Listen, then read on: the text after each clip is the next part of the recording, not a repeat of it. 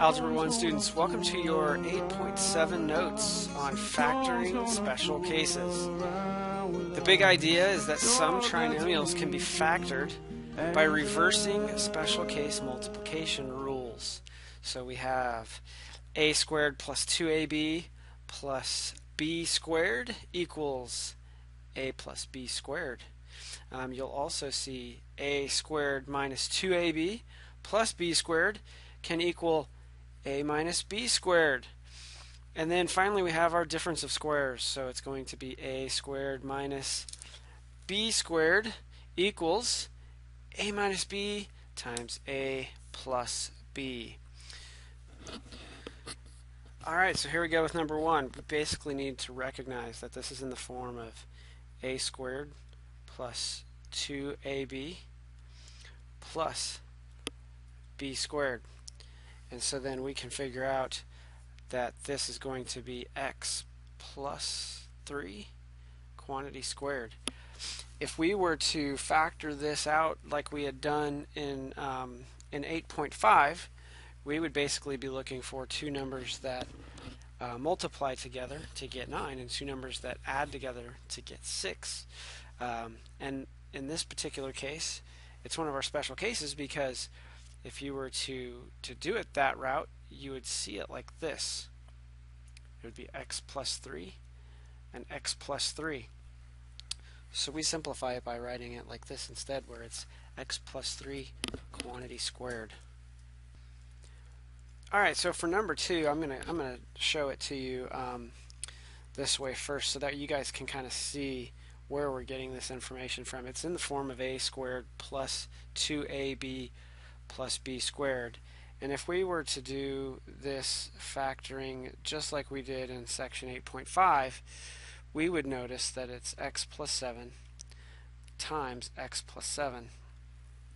And again, we're looking in this section to notice that this is one of our special cases, so we would write this as x plus 7 quantity squared. Alright, we have x squared minus 12x plus 36. So this is in the form a squared minus 2ab plus b squared. So we can recognize that 6 times 6 gives us 36. So that's going to be our b value. Our a value is going to be x, and so it's going to be x minus 6 quantity squared. Alright. This one is also in a similar form, but we have a little bit larger a term sitting here, and I think that you guys can handle that.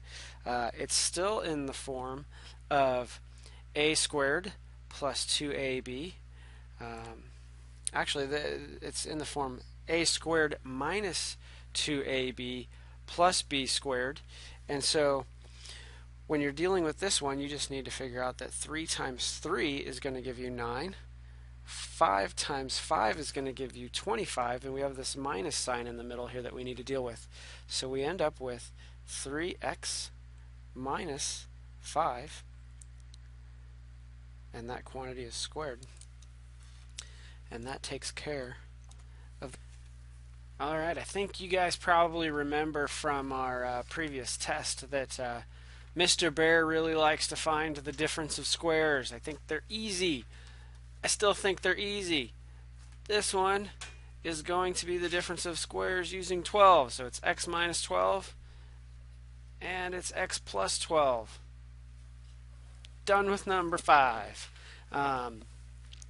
Number 6. Again, we have the difference of squares. This one, they threw in a larger a term, but I think you can deal with it. It's basically 4 squared is 16. So we're going to have 4x minus the square root of 81 is 9. So 4x minus 9 and 4x plus 9.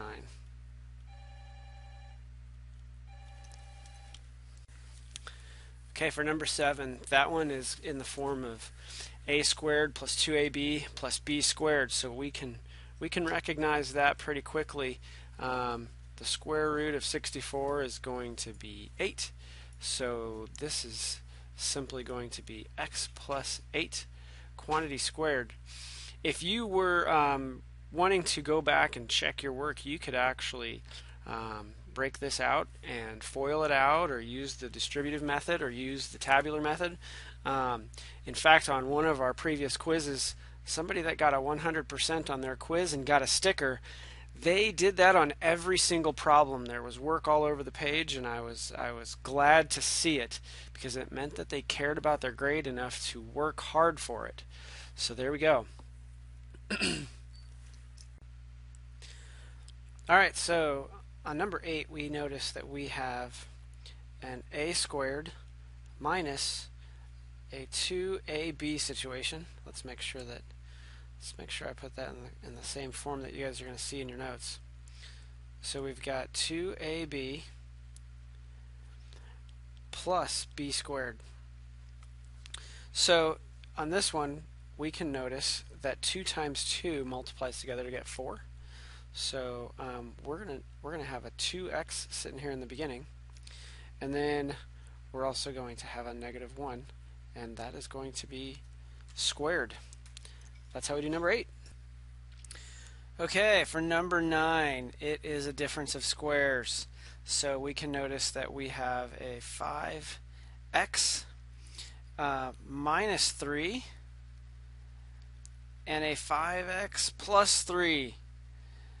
How do we know that? Because we have, this is in the form of a squared minus b squared. It's the difference of squares.